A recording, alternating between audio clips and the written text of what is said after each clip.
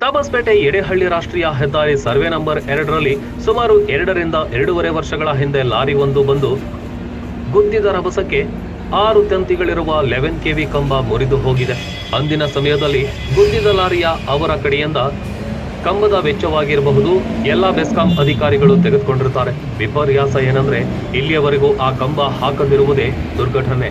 ಅಧಿಕಾರಿಗಳ ನಿರ್ಲಕ್ಷ್ಯತೆಗೆ ಏನ್ ಹೇಳಬೇಕು ಗೊತ್ತಿಲ್ಲ. ಇದರಿಂದ ಯಾವುದಾದ್ರೂ ಅನಾಹುತ ಆದ್ರೆ ಯಾರು ಹೊಣೆ?